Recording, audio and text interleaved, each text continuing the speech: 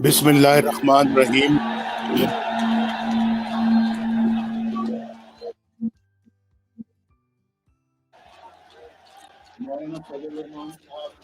मौलाना फजल रहमान साहब जब तशरीफ लाए, उनकी खिदमत में मेरा सलाम अर्ज करें। मैं उन्हीं का इंतज़ार कर रहा था। तो अब मैं आपसे मुखातिब होता हूँ। जनाब बिलावर जरदारी भुट्टो साहब, जनाब महमूद खान अचकजई साहब, प्रोफेसर साजिद मीर साहब, डॉक्टर मोहम्मद मालिक साहब,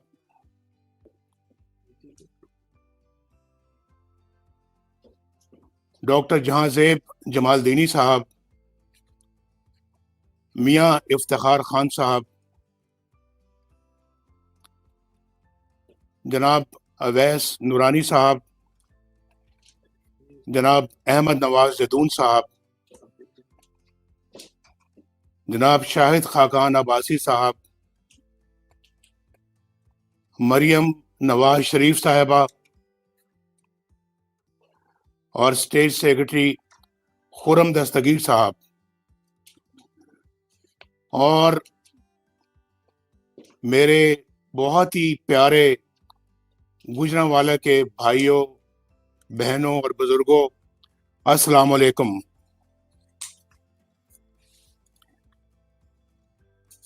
मेरी आवाज आप तक पहुंच रही है? जरा हाथ खड़ा करके बताएं।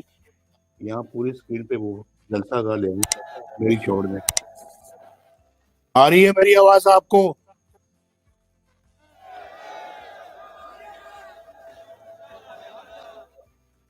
आपको मालूम है कि मेरा आपके साथ क्या रिश्ता है? गुजरांवाला वालों, आपको मालूम है कि नवाज शरीफ का आपके साथ क्या रिश्ता है? आपकी आवाज मुझ तक नहीं पहुंच रही। जरा जोरदार आवाज से बताओ। ये ठीक था। मेरा आपके साथ बड़ा गहरा रिश्ता है, और कुछ लोगों की ख्वाहिश है कि मेरी आवाज आप तक ना पहुंचे और आपकी आवाज मुझ तक ना पहुंचे, लेकिन वो अपने मकासद में, अपने मजमूम मकासद में नाकाम रहेंगे, क्योंकि मेरा आपके साथ बड़ा गहरा रिश्ता है, बड़ा अनमोल रिश्ता है। और मैं जब भी गुजरांवाला आया, मुझे आप लोगों ने बड़ी मोहब्बत दी, और आज तो आपने, गुजरांवाला ने कमाल कर दिया है, कमाल। मैं इस मोहब्बत की गरमाइश हजारों मील दूर महसूस कर रहा हूं। गुजरांवाला ने हमेशा नवाज शरीफ के साथ वालेहाना मोहब्बत की है। आज तो आप बेमिसाल मोहब्बत का सबूत दे रहे हैं। और आज आपको मालूम है कि 3 साल के बाद आज मैं आपसे मुखातिब हो रहा हूं। इन 3 सालों में बहुत कुछ बदल गया। मैं जिन चेहरों को हंसता मुस्कुराता छोड़कर गया था, वो चेहरे आज मुझे उदास नजर आ रहे हैं। मैं अपनी माओ, बहनों, बेटियों के चेहरों पर फैली हुई परेशानी देखकर बहुत दुखी हो रहा हूं। क्या बताऊं, दिल तो चाहता है कि नवाज शरीफ आपके दरमियान आकर बैठे, आपसे कहे कि मुझे अपने दिल का हाल सुनाओ, कुछ मेरी सुनो, कुछ अपनी सुनाओ और आपसे पूछूं कि वो चमकते जमकते चेहरे जो मैं छोड़कर आया था कहां चले गए? उन चेहरों की रौनकें कहां चली गईं? और आप किस हाल में हैं? मुझे बताएं, आप किस हाल में हैं? आप पर क्या बीत रही है? वक्त कैसे गुजर रहा है? अपने बाल बच्चों की सुनाओ, वो किस हाल में हैं? रोजगार है या नहीं है? चूल्हा जलता है या बुझ गया है? दो वक्त की रोटी भी मिलती है या नहीं मिलती? घर में आटा, चीनी, दाल है या नहीं है? बिजली और गैस का बिल देते वक्त आप पर क्या गुजरती है? सुना है बिजली का बिल देते वक्त आपके आंसू निकल आते हैं, ये बात सही है? अभी चंद दिन पहले मैं लोगों के जज्बात सुन रहा था, टीवी पर भी और सोशल मीडिया पर भी उनकी बातें सुन रहा था, उनके आंसू निकल रहे थे जब वो बिजली की बिल की बात कर रहे थे। लेकिन अब तो सुना है कि दवाइयां भी आपकी पहुंच से बाहर हो गई हैं और दवाइयां 250% महंगी हो गई हैं। ये बात दुरुस्त है? आपको मेरी आवाज पहुंच रही है? आज गरीब और बीमार आदमी कहां से अपना इलाज करवाता है? कैसे इलाज करवाता है? जो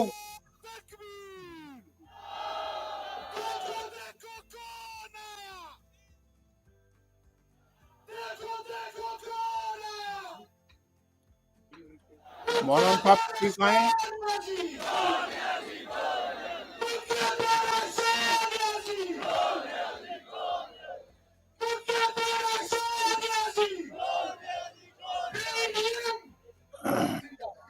मैं अभी मैं मेरे भाइयों और बुजुर्गों, मेरे भाइयों और बहनों, जरा मेरी बात सुन लें। मैं भी मौलाना फजल रहमान साहब को वेलकम कहता हूं, उनको खुशामदीद कहता हूं और मौलाना साहब की खिदमत में गुजारिश करना चाहता हूं कि मैं अभी 3-4 मिनट पहले मौलाना साहब मैंने अपनी गुफ्तगू शुरू की है। मुझे बहुत खुशी है कि आप तशरीफ ले आए हैं और मैं आपको दिल की गहराइयों से आपको खुशामदीद कहता हूं, अपनी तरफ से भी और ये पीडीएम के जलसे की तरफ से भी और पूरे पंडाल की तरफ से भी। तो मैं बात कर रहा था कि आज तो दवाइयां भी पहुंच से बाहर हो गई हैं और गुर्दे के मरीज, गरीब मरीज डायलिसिस भी नहीं करा सकते, जो हमारे जमाने में मुफ्त था। और आज सुना है कि 5,000 रुपए वसूल किए जाते हैं। इन परेशान हाल गुर्दों के मरीजों से ये किधर जाए? इस महंगाई के तूफान में तो आज बच्चों को स्कूल भेजने के लिए भी आपके पास पता नहीं फीस है या नहीं है, इलाज कहां से कराएंगे? और बच्चों की किताबों और कपड़ों के लिए पैसे हैं या नहीं है? अभी सर्दियां आ रही हैं, उनके लिए गर्म कपड़ों के लिए आपके पास पैसे हैं या नहीं है? मुझे जरा बताएं, ये पता लगना चाहिए मुझे। और जो लोग किराए के मकान में रहते हैं वो आजकल किराया कहां से दे रहे हैं? गरीब बेटियों की शादियां कैसे हो रही हैं? सुना है सोने की कीमत 1,10,000 रुपए तोला हो गई है। कोई मुझे बताएगा कि बच्चियों के हाथ कैसे पीले होंगे, कैसे वो अपनी शादी रचा सकेंगे? रुपए की कदर मिट्टी में मिल गई है, मिट्टी में। और जैसे जैसे रुपए की कीमत गिरती है, हर पाकिस्तानी गरीब से गरीब तर होता चला जाता है।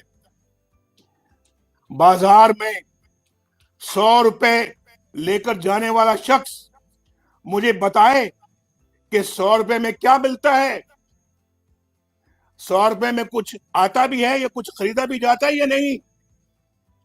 और फिर मुझे बताएं कि मेहनत कशों का क्या हाल है, जिनकी आमदनी 20,000 रुपए या उससे कम है, वो कैसे जिंदगी गुजार रहा है, वो कैसे गुजारा कर रहा है। जो कहते थे हम 1 करोड़ नौकरियां देंगे, उन्होंने तो 1.5 करोड़ लोगों को बेरोजगार कर दिया है। मैंने तो अभी 20,000 रुपए वाले आमदनी के लोगों की बात की थी, लेकिन जो बेरोजगार हैं वो कैसे जिंदगी गुजार रहे हैं, मुझे जरा बताएं। मेरे दिल पे हाथ पड़ता है जब मैं ये सोचता हूं कि जो बेरोजगार हैं, जरिया आमदनी कोई नहीं है, घर का किराया भी देना है, माँ बाप के लिए, बूढ़े लोगों के लिए दवाइयां भी लानी है, बच्चों को स्कूल भी पढ़ाना है, रोजमर्रा के अखराजात भी बर्दाश्त करने हैं, बिजली का बिल भी देना है, गैस का बिल भी देना। वो क्या कर रहा है? वो किसके पास बेचारा जाके अपनी फरियाद करता है? इन्होंने तो कहा था कि हम 50 लाख घर देंगे। मुझे बताया जाए, क्या किसी को एक भी घर मिला है? किसी को एक भी घर दिया है? फिर आज मुझे बताएं कि काश्तकार, उनका क्या हाल है, उनकी गुजरोकात कैसे हो रही है? सुना है खादें बहुत महंगी हो गई हैं, बिजली बहुत महंगी हो गई है। आए दिन रोज सुनते हैं कि आज बिजली इतनी महंगी हो गई, आज इतनी महंगी हो गई। ताजरों का क्या हाल है? ताजर कैसे गुजारा कर रहे हैं? कारोबार चल भी रहे हैं या बंद हैं? सुना है, मैंने सुना है, कारोबारी हालात बहुत खराब हैं। नवाज शरीफ आपके एक एक दुख और तकलीफ से वाकिफ है, उसे आपके एक एक आंसू का एहसास है। यकीन मानिए, नवाज शरीफ का दिल रोता है जब वो देखता है कि गरीब आदमी इन मुसीबतों में गिरफ्तार है। मेरी रातों की नींद चली जाती है जब मुझे ये ख्याल आता है कि आपके बच्चे भूखे सोते हैं। मेरा दिल रोता है जब बिजली का बिल आप पर बिजली बनकर गिरता है। आपको पहुंचाया जाने वाला हर जख्म नवाज शरीफ के दिल पर लगता है। अभी 3-4 रोज पहले मुझे मालूम हुआ कि रोटी 10 रुपए कर दी गई है। क्या ये बात दुरुस्त है? मेरे भाइयों, मुझे बताओ, रोटी वाकई 10 रुपए कर दी गई है? भाई 71 साल लगे, ये गौर से सुनो मेरी बात, 71 साल लगे आटे को 35 रुपए किलो तक आते आते। यानी 71 सालों में आटा जो है वो 35 रुपए किलो तक पहुंचा, और सिर्फ पिछले 2 सालों में ये 35 से 75 रुपए हो गया है। मुझे बताएं कि कहां 75 साल, कहां 71 साल, और कहां सिर्फ ये 2 साल। और आज मुझे बताएं कि किस तरह से गरीब गुजारा करता है। एक मजदूर या बेरोजगार एक वक्त में 2 रोटियां भी खाए तो महीने के 1200 रुपए कहां से लाए? और जिसके घर में 6 लोग हों खाने वाले, वो 7,000 रुपए सिर्फ रोटी के लिए, सिर्फ रोटी के लिए कहां से लेकर आएगा? जबकि दालें और सब्जियां भी इस कदर महंगी हो गई हैं कि वो पहुंच से भी बाहर हो गई हैं। जब बच्चों की स्कूल फीस अदा करने का वक्त आता है, यहां बैठे हुए हैं आप, बहुत सारे बच्चों के बाप यहां पर बैठे हुए हैं, तो जब अपने बच्चों की स्कूल फीस अदा करने का वक्त आता है तो बाप को समझ नहीं आती कि बच्चों की तालीम जारी रखे या उनके मुंह में नवाला डाले, उनके मुंह में खाना डाले। इस हुकूमत ने गरीब अवाम को जीते जी मार दिया है। न जाने किस मुंह से ये लोग मीडिया पर आते हैं, बेशर्मी के साथ इधर उधर की कहानियां सुनाकर चले जाते हैं। आप रोज ये तमाशा देखते हैं टेलीविजनों के ऊपर। भाई, आपको गुजरांवाला के मेरे भाइयों, आपको मालूम होना चाहिए, मैं आपसे पूछता हूं, इन तमाम मुसीबतों का जिम्मेदार कौन है? इस सारी तबाही का मैं किसके साथ इल्जाम दूं? गुजरांवालों के मेरे भाइयों साथियों, इस बर्बादी पर अवाम किसका गिरेबान पकड़े? इमरान नियाजी का या फिर उसके लाने वालों का? इसका जवाब आप भी सोच समझ कर दें। इमरान नियाजी का या फिर उसके लाने वालों का गिरेबान पकड़े? किसका गिरेबान पकड़े? मैं किसके हाथ पे अपना लहू तलाश करूं?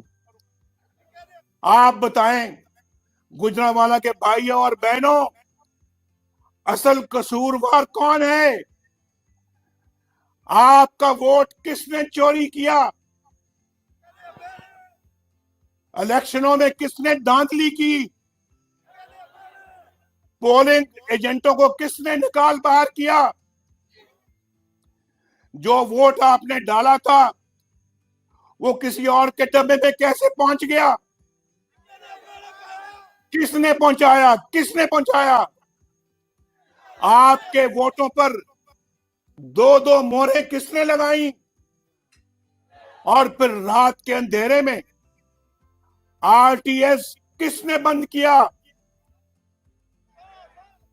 नताइज, इलेक्शनों के नताइज क्यों रोके रखे गए? बताएं मुझे, आप क्यों रोके रखे गए? इसका जवाब चाहिए हमें। क्यों बैन अवी इदारों ने इलेक्शन की शफाफियत पर उंगलियां उठाई और हारी हुई पीटीआई को किसने जितवाया? वोट आपकी एक मुकद्दस अमानत है। आपकी इस अमानत में किसने खयानत की? मुझे पता लगना चाहिए और आपको भी पता लगना चाहिए। ये हमारा सवाल है, इसका जवाब हम लेकर छोड़ेंगे। किसने सिलेक्टेड हुकूमत बनवाने के लिए हॉर्स ट्रेडिंग का बाजार दोबारा गर्म किया?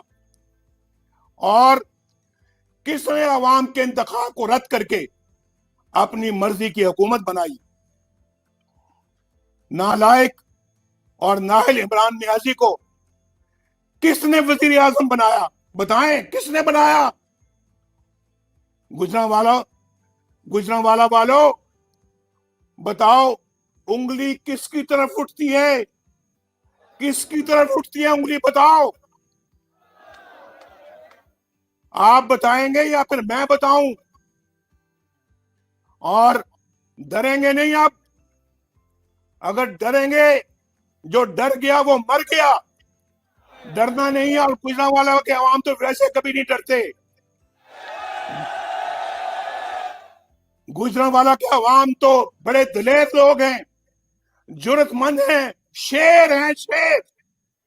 आज आप गीदड़ नहीं है, आप गाय भैंसे नहीं है, आप भेड़ बकरियां नहीं है कि जिधर कोई हांकेगा आप हांके जाएंगे, जिधर कोई चलाएगा आप चलते जाएंगे।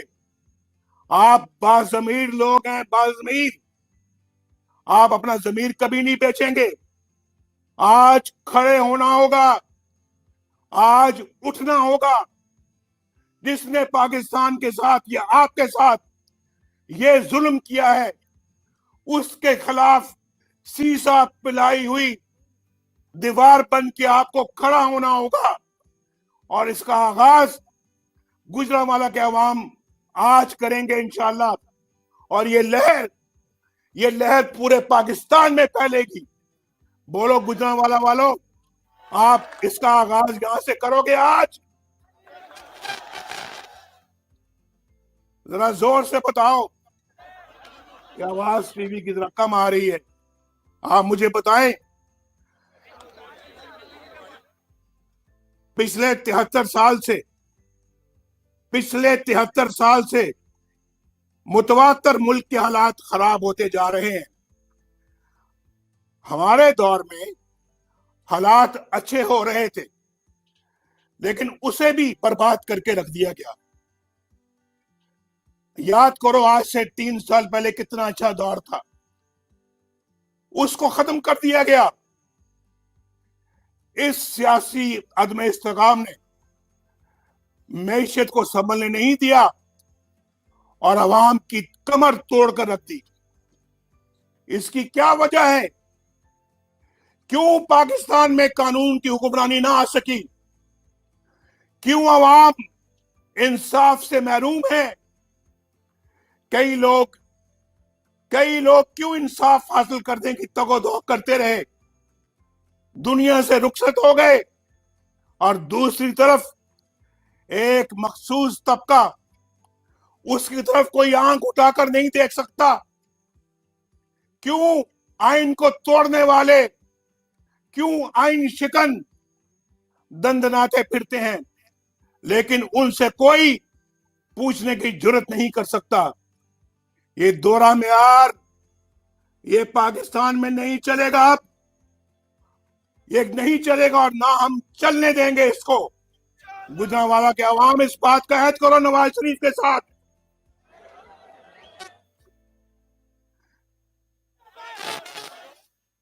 आवाज जब नहीं आती ना, फिर वो कोई मसला है इसमें। आपका जो रिस्पॉन्स है, आपका जो जज्बा है, वो मुझ तक सही तरह से आपकी आवाज नहीं पहुंच रही। मेरी आवाज आप तक पहुंच रही है या नहीं पहुंच रही? बताओ, हाथ खड़ा करके बताओ, हाथ खड़ा करके बताओ, पहुंच रही है आवाज?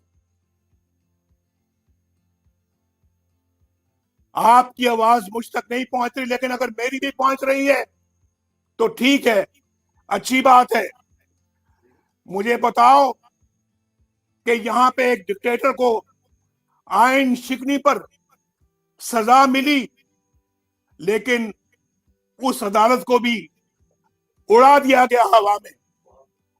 और दूसरी तरफ आपके मुंतखब नुमाइंदों से हमेशा बुरा सलूक किया जाता है। क्यों आपके मुंतखब वज़ीर आज़म के साथ तज़ीक आमेज़ सलूक किया जाता है? क्यों उन्हें काम नहीं करने दिया जाता? क्यों आपके मुंतखब वज़ीर आज़म को अपने 5 साल पूरे नहीं करने दिए जाते? क्यों जगह जगह उनके रास्ते में रोड़े अटकाए जाते हैं? कभी धरना करवाकर रास्ता रोका जाता है, कभी डॉन लीक्स बनाकर, और कभी रिजेक्टेड कहकर वजीर आजम के अहकामात को रद्द कर दिया जाता है।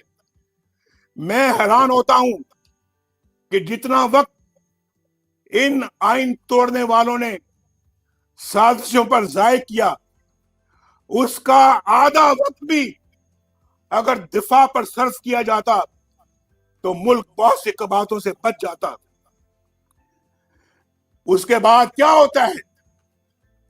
उसके बाद पनामा की साजिश होती है। पनामा का कोई और मकसद नहीं था, सिर्फ एक कि मुल्क को कमजोर करना और हुकूमत को गिराना, नवाज शरीफ को निकलवाना, नवाज शरीफ को डिस्क्वालीफाई करना। इस सब के बावजूद हमने अल्हम्दुलिल्लाह इन धरनों के बावजूद, इन मुश्किलात के बावजूद, आप गवाह हैं गुजरांवाला वालों, ना सिर्फ हमने काम करके दिखाया बल्कि दुनिया से भी अल्लाह के फजलो करम से अपना लोहा मनवाया। अल्हम्दुलिल्लाह हमने सस्ती बिजली बनाकर पाकिस्तान को अंधेरों से निकाला, मुल्क में अमन कायम किया, दहशतगर्दी खत्म की, कारोबार चलना शुरू हो गया और गुर्बत और बेरोजगारी खत्म होना शुरू हो गई। अस्पताल, स्कूल और यूनिवर्सिटियां बन रही थी, मोटरवेज और हाईवेज बन रहे थे। आज बलूचिस्तान से, सिंध से, केपीके से, पंजाब से और वहां से भी, चित्राल से भी लोग आए हैं, इस जलसे में आए हैं, कायदीन आए हैं और हमारे कायदीन के साथ उनके वर्कर्स भी आए हैं। पूछें कि माशाल्लाह मोटरवे पेशावर से लेके तो सिंध तक पहुंच गई है, उधर बलूचिस्तान में हाईवेज पे तामीर हो रही है, वहां पे जो टनल हमारी चित्राल वाली जो है लवारी टनल वो बन गई है, हजारा मोटरवे बन गई है। ये सब काम अल्लाह के फजलो करम से हमने अपने ये 3-4 सालों में किए।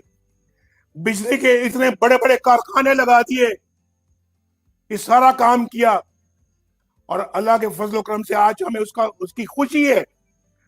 अगर पाकिस्तान को उसी तरह चलने दिया जाता, आज पाकिस्तान तरक्की का एक मरकज बन चुका होता इस खिते में। पाकिस्तान की तरक्की को दुनिया तस्लीम कर रही थी, दुनिया। पाकिस्तानी रुपया दूसरी तमाम करेंसियों में इस खिते में मुस्तहकम था। अगले 10 साल में पाकिस्तान का शुमार दुनिया की 20 बड़ी इकोनॉमीज में होने की पेशगोई की जा रही थी और खुद बैन अक़वामी इदारे भी ये कह रहे थे। वर्ल्ड बैंक और IMF भी पाकिस्तान की तरक्की को तस्लीम कर रहे थे। ये तरक्की अफसोस दर अफसोस, ये तरक्की अवाम का मैंडेट चोरी करने वालों को रास नहीं आई। उनसे बर्दाश्त नहीं हुआ कि नवाज शरीफ अपने मिशन में कामयाब हो जाए और वोट को इज्जत मिल जाए। नवाज शरीफ अकेला नहीं था, हमारे PDM के लीडर्स भी बहुत सारे नवाज शरीफ के साथ थे, उस हुकूमत में उनका भी हिस्सा था। वो आज स्टेज पर बैठे हुए हैं, तो उनको ये रास नहीं आया कि इनकी हुकूमत कामयाब हो जाए और वोट को इज्जत मिले। आपने 2-2.5 साल इन लोगों को भुगता है। आज आपको मालूम हो चुका है गुजरांवाला के मेरे दोस्तों कि वोट को इज्जत दो की क्या अहमियत है, वोट को इज्जत दो किसको कहते हैं। आज आपको इसका एहसास हो रहा है या नहीं हो रहा? मुझे आवाज देकर बताओ।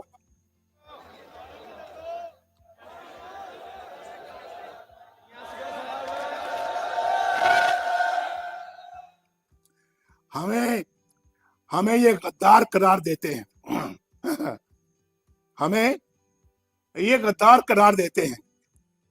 ये कोई नई बात नहीं है, गुजरांवाला को परेशान ना होना, ये कोई नई बात नहीं है। पाकिस्तान के बनने से लेकर आज तक डिक्टेटरों ने सियासतदानों को इन्हीं तमगों से नवाजा है। कभी माजरे मिल्लत फातिमा जना को गद्दार करार दिया गया, कभी हुसैन शहीद सोहरवर्दी को गद्दार ठहराया गया। कभी बाचा खान और मौलवी फजल हक मुल्क दुश्मन करार पाए, कभी मरी, कभी मैंगल और कभी बजंजो गद्दार बने। और जब ये इल्जाम मशरकी पाकिस्तान में शेख मुजीबुर रहमान पर लगाया गया तो उसके नतीजे में मशरकी पाकिस्तान बांग्लादेश बन गया। और आपने देखा अपनी आंखों से कि ढाका में जनरल न्याजी ने हुकूमत ढाका में जनरल न्याजी ने दुनिया की तारीख में पहली बार खुलेआम इंतहाई जिल्लत आमेज तरीके से हथियार डाले। लेकिन गद्दार कौन है? सियासतदान। गद्दार कौन है? नवाज शरीफ। गद्दार कौन है? मोहतरमा बेनजीर भुट्टो। गद्दार कौन है? वली खान। गद्दार कौन है? अकबर बुक्टी या फिर महमूद खान अचकजई, जो हमेशा दस्तूर और आइन की बात करता है। और कौन गद्दार है? ये सब लोग जो स्टेज पर बैठे हुए हैं, सब कायदीन, सब गद्दार है, क्योंकि ये आइन और कानून की बात करते हैं। और मुहिब्बे वतन कौन है? मुहिब्बे वतन कौन है?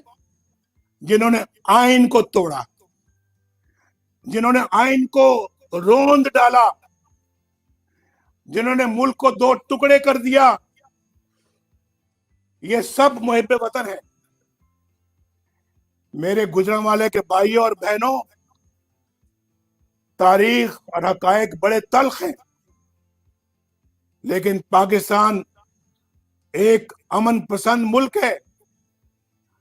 हम अमन चाहते हैं, लेकिन खुददारी के साथ, बराबरी के साथ, इज्जत नफ्स के साथ, और मुल्क के अंदर भी इज्जत नफ्स के साथ रहना चाहते हैं। हम जमीर के खिलाफ काम करने वाले लोग नहीं हैं, बाजमीर लोग हैं, बेजमीर लोग नहीं हैं हम। और फिर मुल्क से बाहर भी, इसलिए जब भारत ने 5 एटमी धमाके किए तो हमने उसका जवाब 6 एटमी धमाकों से दिया। लेकिन जब उन्होंने अमन की बात की तो हमने हमेशा मस्बत जवाब दिया। हमारे दौर में भारत के वजीर आजम पाकिस्तान आए, आपने अपनी आंखों से देखा। और वजीर आजम वाजपेयी मीनारे पाकिस्तान गए और वहां जाकर अपने हाथ से पाकिस्तान के बारे में इंतहाई उम्दा अल्फाज तहरीर किए। कोई जाके विजिटर्स बुक को जाके पढ़े, उसे भारत को पढ़े और फिर बताए कि क्या वो पाकिस्तान बेहतर था या आज का पाकिस्तान। क्यों आज दुनिया हमारी बात सुनने को तैयार नहीं है? क्यों हम एतबार इस कदर खो चुके हैं कि हमारे करीबी दोस्त ममालिक भी आज हमारे साथ नहीं है? सऊदी अरब, जो हमारा बहुत काबिल एतमाद दोस्त है, भाइयों से बढ़कर भाई है, क्यों हमने उसे इतना खफा कर दिया कि वो आज हमारी बात, हमसे बात करने को तैयार नहीं है? तमाम तर अक़वाम मुत्तहिदा की करारदादों के होते हुए भी क्यों हम आज निहत्ते कश्मीरियों पर होने वाले मजालिम के खिलाफ आवाज उठाने के काबिल नहीं है? भारत ने यकतरफा तौर पर कश्मीर को अपना हिस्सा करार दे दिया। क्यों हम एक करारदाद भी पेश नहीं करवा सके? उल्टा अपने ही वजीर आजम आजाद कश्मीर पर गद्दारी का मुकदमा दर्ज करा दिया। ये क्या है? क्या ये आपको जमीर फरोशी कबूल है ये कश्मीर फरोशी क्या ये आपको कबूल है? मैंने अपने 35 साल सियासी कैरियर में गुजरांवाला के दोस्तों इससे ज्यादा करप्ट हुकूमत नहीं देखी। इनका तरीका वारदात ये है कि झूठ इतना बोलो कि लोग सच समझना शुरू हो जाए, दूसरों पर इल्जामात की इतनी बौछार करो कि उनके अपने क्या करतूतों से तवज्जो हट जाए, और इस आड़ में ये खुद करप्शन का बाजार गर्म किए रखें। अल्लाह ताला का बड़ा शुक्र है, गुजरांवाला के भाइयों दोस्तों, आपको इस बात पे फख्र होना चाहिए कि मुस्लिम लीग नून की हुकूमत के 5 सालों में कोई करप्शन का स्कैंडल सामने नहीं आया,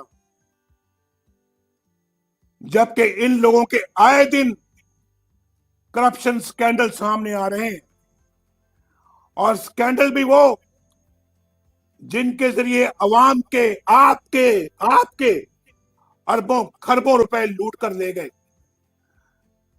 इमरान न्याजी, कौन नहीं जानता कि इस करप्शन में तुम खुद मुलविस हो? तुम क्या समझते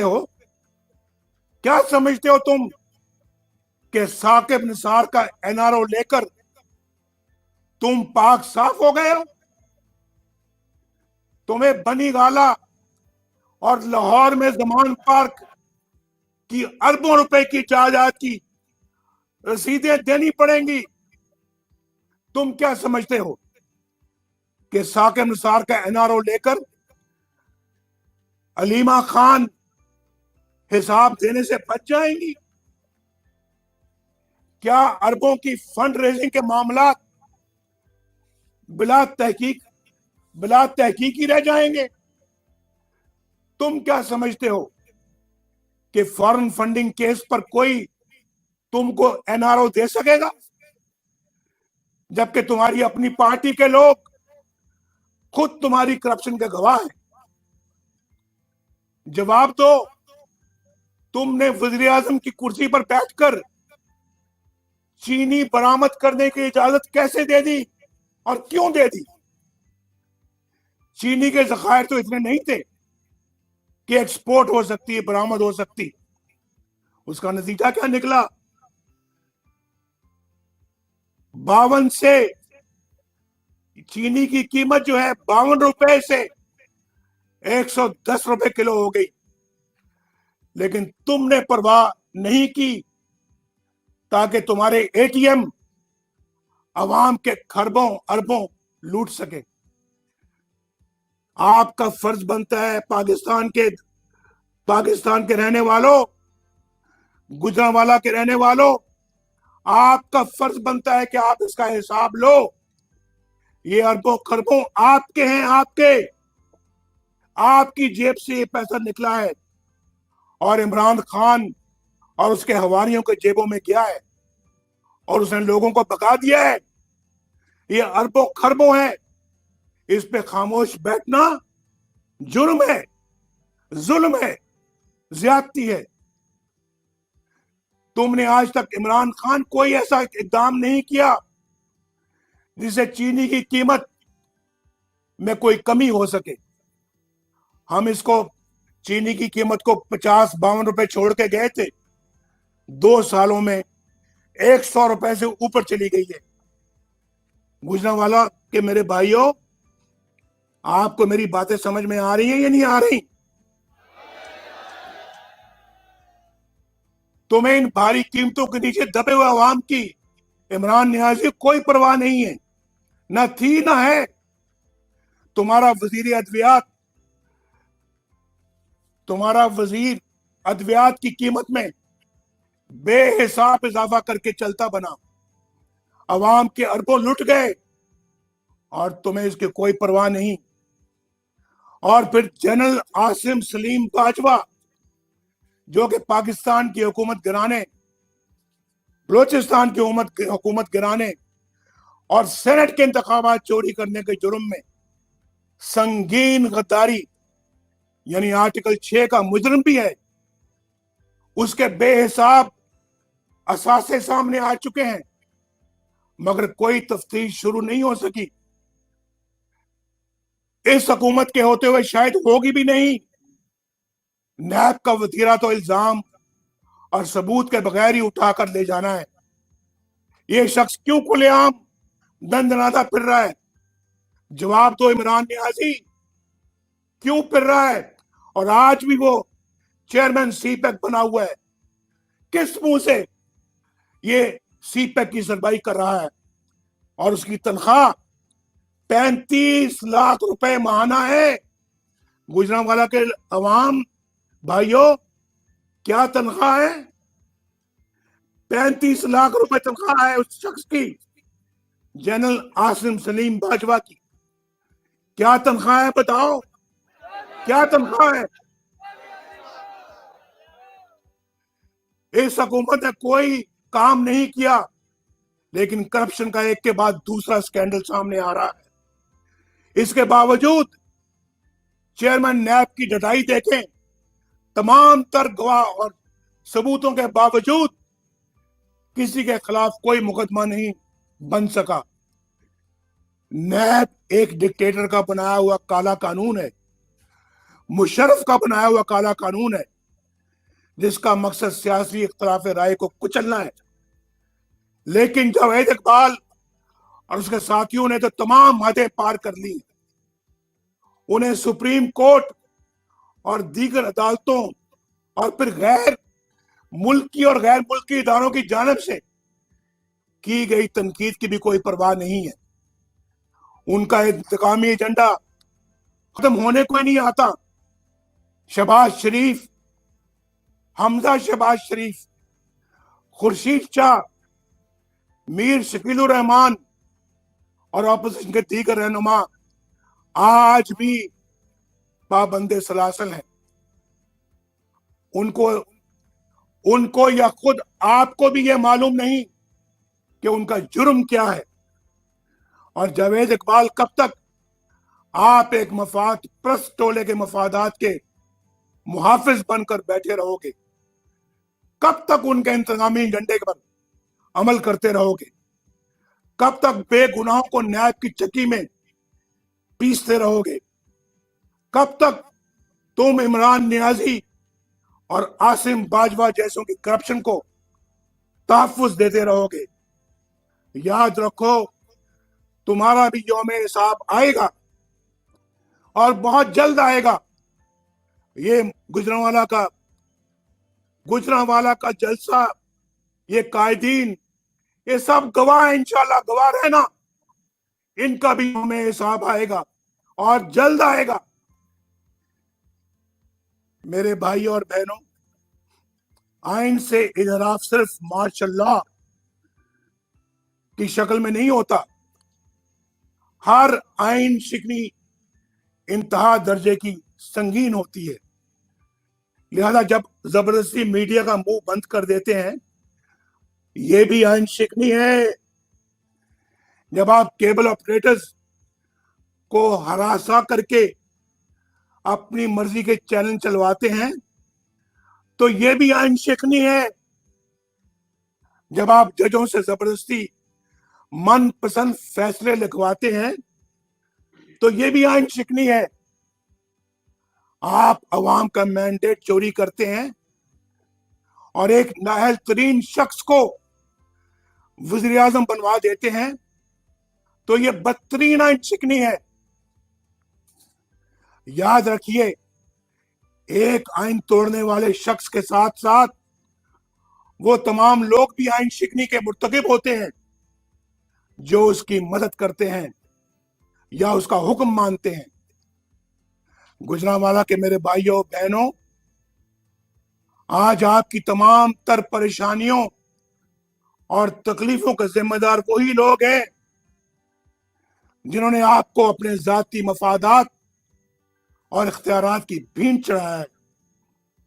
यही वो लोग हैं जो तमाम मसाइल के जिम्मेदार हैं, और यही वो लोग हैं जो अपने मफादात के लिए पाक फौज को मुतनाजा बनाने के दरपे हैं।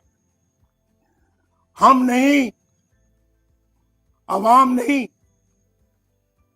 ये हैं वो चेहरे जो पाक फौज को बदनाम करते हैं और मुतनाजा करते हैं। नवाज शरीफ का उन बहादुर कौम के बेटों और सिपाहियों को सलाम जो फलक पोश पहाड़ों और सरहदों पर अपनी जानों का नजराना पेश करते हैं। कल ही वजीरिस्तान और बलूचिस्तान में 20 शहादतें हुई। कौम का हर फर्द सोगवार है। मेरे ये मुजाहिद भाई और बेटे, ये शहीद और शोहदा, ये फौज की इज्जत बनाते हैं, ये कौम की इज्जत बनाते हैं। इन्हें कौम सलाम पेश करती है। इनकी माओं को, इनके वालिदैन को कौम सलाम पेश करती है। तुम कौम के हीरो हो। नवाज शरीफ तुम्हारा एहसान मंद है। कौम तुम्हारी ममनून है। कौम तुम पर फख्र करती है। मगर चंद लोग कहते हैं कि हम आइन और कानून के ताबे हैं और सियासत में हिस्सा नहीं लेते। तो फिर मेरा सवाल ये है कि वो कौन लोग थे जिन्होंने प्राइम मिनिस्टर हाउस पे चढ़ाई करके नवाज शरीफ को गिरफ्तार किया था, हुकूमत को तोड़ा था और उठा के नवाज शरीफ को काल कोठरी में डाल दिया था? वो कौन लोग थे जिन्होंने 4 दफा मुल्क में मार्शल लगाया? कौन थे वो लोग? और वो कौन लोग हैं जिन्होंने स्टेट अबव द स्टेट बना ली हुई है? कौन इसका जिम्मेदार है? मुल्क में 2 मुतवाजी हुकूमतों का कौन जिम्मेदार है? जैसे शौकत अजीज सिद्दीकी जो कह रहे हैं, उसका कौन जिम्मेदार है? मेरे पास वो वीडियो है जो किसी वक्त मैं आपको सुनाऊंगा इंशाअल्लाह। मैं ट्विटर पे फिर डालूंगा, उसको आप सुनिएगा वो क्या कह रहा है। जैसे काजी फायजी साहब और उनके अहले खाना के साथ होने वाली नाइंसाफियों का कौन जिम्मेदार है? इस मीडिया की जुबानबंदी का कौन जिम्मेदार है? सेनेट के इंतखाबात पर डाका डालने का कौन जिम्मेदार है? इलेक्शन से पहले जोड़ तोड़ और हॉर्स ट्रेडिंग का कौन जिम्मेदार है? सहाफियों को अगवा करके तशद्दुद करने का कौन जिम्मेदार है? इमरान नियाजी की इस नाइल हुकूमत की तबाहकारियों का कौन जिम्मेदार है? जनरल कमर जावेद बाजवा साहब, ये सौगात आप ही की दी हुई है। आप ही इस मुसीबत की मारी कौम की परेशानियों का मूजिब है।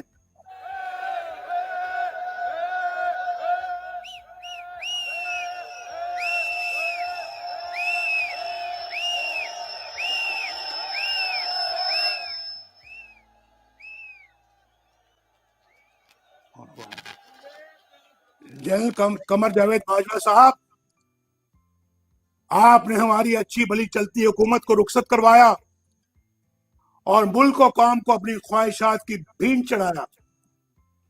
मेंबरान पार्लियामेंट की खरीदो फरोख्त, जिससे हम अरसा दराज से जान छुड़ा चुके थे, दोबारा आपने शुरू करवाई। जजों से जोर जबरदस्ती से फैसले आपने लिखवाए। इंसाफ करने के जुर्म में जस्टिस शौकत अजीज सिद्दीकी और काजी फाइज ईसा के खिलाफ तमाम इकदाम आपके इमाम पर किए गए। आपने इलेक्शनों में अवाम के इंतखाब को रद्द करके अपनी मर्जी का नाअहल टोला इस कौम पर मुसल्लत किया। नतीजे में होने वाली बर्बादी के भी आप ही जिम्मेदार हैं। जनरल बाजवा साहब, जवाब आपको ही देना पड़ेगा। आपको बिजली का बिल बिजली बनकर बिजली का बिल बिजली बनकर गरीब पर गिर रहा है। बाजवा साहब, जवाब आपको देना होगा।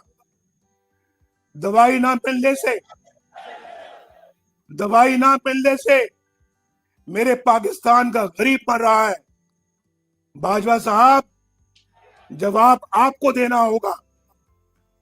गरीब की रोटी 10 रुपए की हो गई है। बाजवा साहब, जवाब आपको देना होगा। इन गरीबों के बहते हुए आंसुओं के जिम्मेदार आप हैं। बाजवा साहब, आप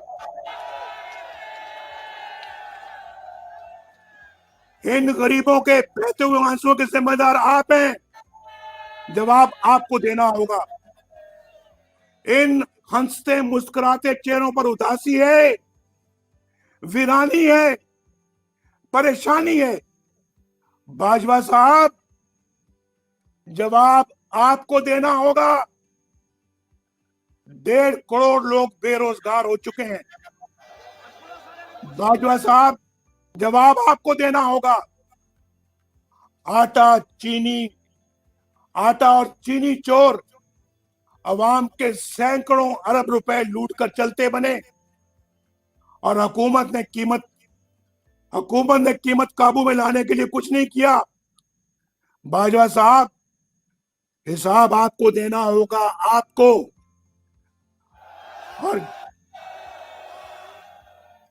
और जनरल फैज, ये सब कुछ आपके हाथों से हुआ है। जवाब भी आपको देना होगा। आपने नवाज शरीफ को बागी कहना है, जरूर कहिए। गद्दार कहना है, जरूर कहिए। इश्तिहारी कहना है, जरूर कहिए। हाई जैकर कहना है, जरूर कहिए। नवाज शरीफ के असासे जायदाद जब्त करनी है, जरूर कीजिए। नवाज शरीफ के खिलाफ झूठे मुकदमात बनाने हैं, जरूर बनाइए। लेकिन नवाज शरीफ अपने गरीब और मजलूम आवाज की आवाज बनता रहेगा।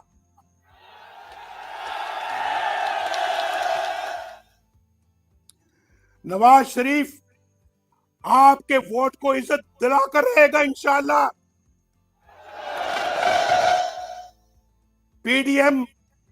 पीडीएम तुमसे वोट को इज्जत दिलाकर रहेगी इंशाअल्लाह। गुजरांवाला वालों, मौलाना फजल रहमान वोट को इज्जत दिलाकर रहेगा। बिलावल जरदारी भुट्टो वोट को इज्जत दिलाकर रहेगा। महमूद खान अचकजई वोट को इज्जत दिलाकर रहेगा। साजिद मीर, डॉक्टर मालिक, जहां से जमालदीनी वोट को इज्जत दिलाकर रहेंगे। मियां इफ्तिखार, अवैस दुरानी, अहमद नवाज जदून, मरियम नवाज शरीफ, शाहिद खकान अब्बासी वोट को इज्जत दिलाकर रहेंगे। और गुजरांवाला वालों, आप भी वोट को इज्जत दिलाकर रहेंगे। क्या गुजरांवाला वाले इस जदोजहद में मेरा साथ दोगे?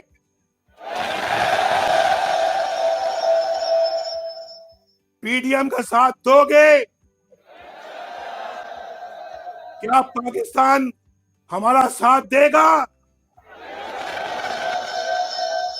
ये वादा है आपका, गुजरांवाला वालों को वादा है आपका। नवाज शरीफ के साथ वादा कर रहे हो, दोनों हाथ खड़ा करके वादा करो, क्या साथ दोगे?